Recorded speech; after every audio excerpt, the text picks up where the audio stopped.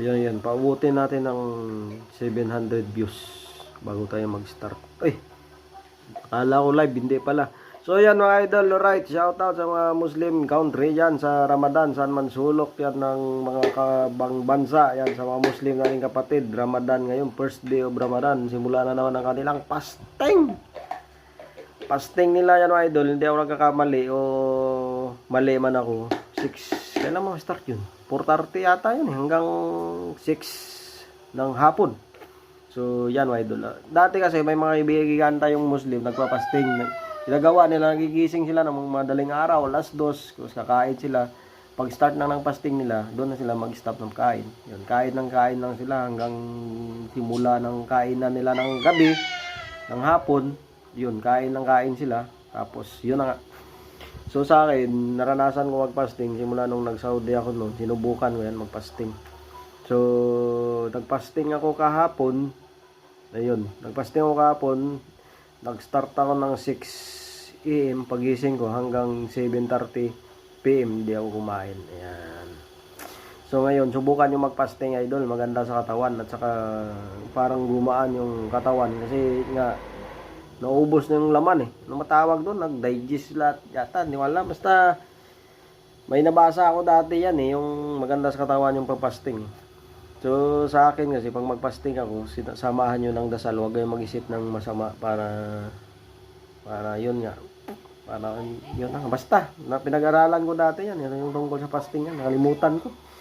So kahapon nag-fasting ako, lumabas pa ako, nag-vlog pa ako doon sa labas. Tapos pag bandang hapon, alas 3 ng hapon, may interview pa ako. Yung lahat ng interview sa in English, nasagot ko naman ng tama. So, ibig sabihin, hindi umepektive sa akin yung gutom. Kasi nagutom na ako bandang 5 yan eh. 5 PM eh. Yun. Basta kasi ako mag-fasting, kanya eh. Pag sinabi ko, kusa na lang yan. Wala akong ganitong buwan, ganitong araw. Wala hindi sinasabi. Kusa lang dumadating yan. So, pag mag-fasting ako, kusa lang dumadating yan. So, pero nagplano ako, baka sa next month, basta linggo, doon ako magpa-fasting. Basta every Sunday. Hindi every Sunday ha. Basta after 4 months, ganyan. Magpa-fasting ako. Basta mayroon isang araw, yun, magpa-fasting ako. So, subukan nyo para doon nyo malaman na yung mga kapwa nating kababayan na nagugutom sa labas, kung ano pakiramdam na hindi sila kumakain. Yun ang isipin nyo pag nag-fasting kayo, kung anong pakiramdam sa inyong katawan pag hindi kumakain. So sa akin, pag nagutom na ako, ginagawa ko, uminom ko ng tubig, yun. Tubig lang, hindi yung pure fasting talaga na nawan eh. Na tawag doon, na hindi ka talaga kain. Yun yata Muslim eh, no? Hindi sila kumakain kahit tubig. Oo nga, no? Aba, ano, subukan mo nga kaya yun. Yung ginagawa nila.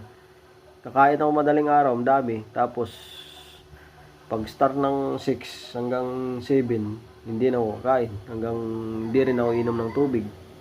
No, yun sa nila eh. Walang tubig eh.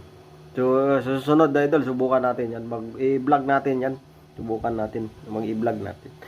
So, yan na guys. Maraming salamat pala sa suporta nyo dyan sa mga solid viewers natin. Lalo na mga small YouTuber. Salamat. Yan. So, support muna tayo mga idol. Baka next week o next month standby muna ako kasi wala tayong internet o expired na naman to.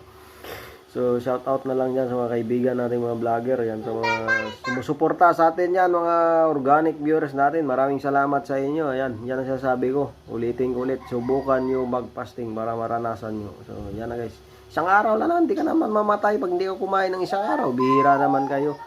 Paano nyo malaman yan yung kaibigan natin sa labas na hindi kumakain, di ba? Para maranasan nyo naman.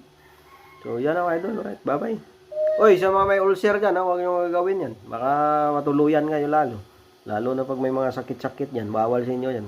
Yung gusto ko lang subukan, yung mga malalakas katawan ba dyan, yung malulusog ba. Yan, subukan nyo. So, yan na guys. Alright, bye-bye.